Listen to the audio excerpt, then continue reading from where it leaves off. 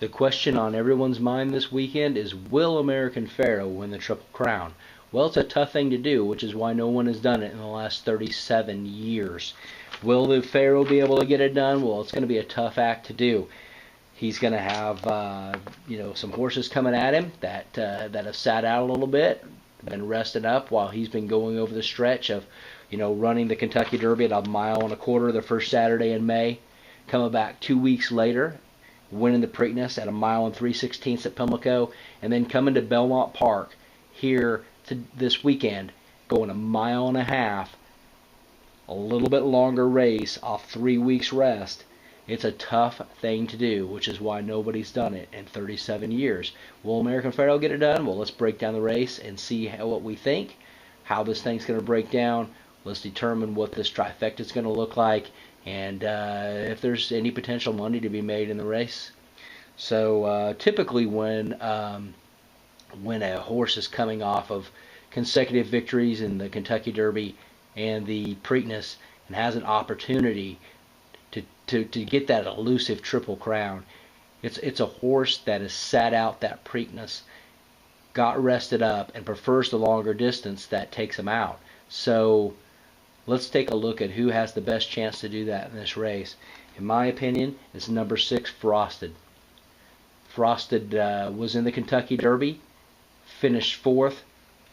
He came from as much as 11 lengths off the pace at one point to finish 4th in that race. And again, he set out the Preakness, been rested up, prefers to come from off the pace a little bit, so the longer race probably is an advantage. And he's also coming off of a pretty strong, impressive victory in the Wood Memorial, stalking the pace there.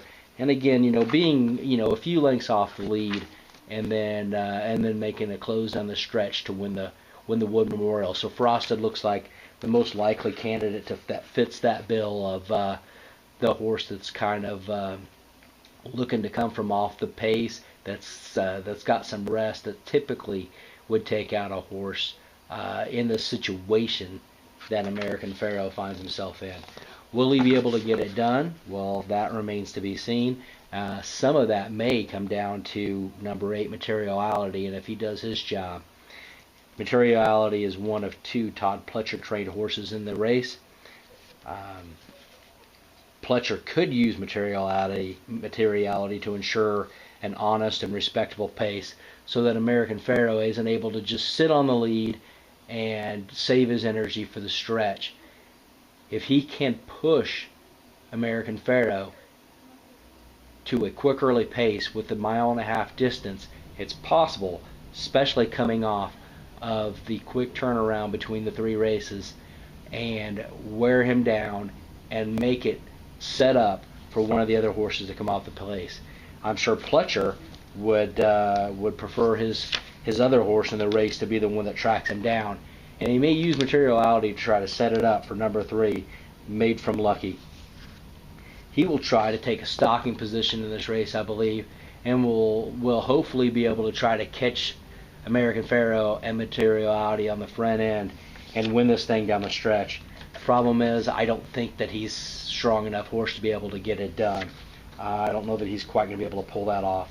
Another interesting horse in the race that I find quite intriguing, and it just baffles me a little bit, because number 2, Tale of Verve. He before the Preakness was a horse that had just broken its maiden coming into the Preakness, and many had to wonder what he was even doing in that race. He had missed on his previous 5 attempts to break his maiden, and then won pretty impressively when he did break his maiden, coming from 7 lengths off the lead, and then in the Preakness itself made up he was 17 lengths back at one point in the race before he finished 2nd. Now, he was still a pretty good distance behind American Pharoah in there. The track was sloppy. He had to run around Dortmund. Dortmund just kind of kept getting in his way, yet he was still able to outrun Dortmund in the stretch and finish 2nd, and wasn't able to get up with American Pharoah. Will the added distance going a mile and a half? The track conditions, the confidence, maybe the style of the race, The fact that American Pharoah again is making the quick turnaround from the 3 races, will that make a difference for him? It very well could. So we'll have to see how that plays out. I've often said that there won't be another Triple Crown winner. It's just so tough to do. The odds are stacked against them. Having horses that are able to sit out that Preakness, or to sit out maybe the Derby, or to not run all 3, and then for one horse to be able to win all 3 races at 3 different distances, 3 different tracks over such a short period of time, it's just really tough to do. And I've often said that it won't be done again. But I think that history is going to be made this weekend. I don't think that this field is incredibly strong, and I don't think that the other horses are going to be able to catch American Pharoah. I think he'll be able to get off probably, if Materiality wants to push him for the pace, I think he's happy to sit and stalk the pace from right behind Materiality and save it for the stretch. And I just don't see this horse tiring out, and I think he'll run it down the stretch.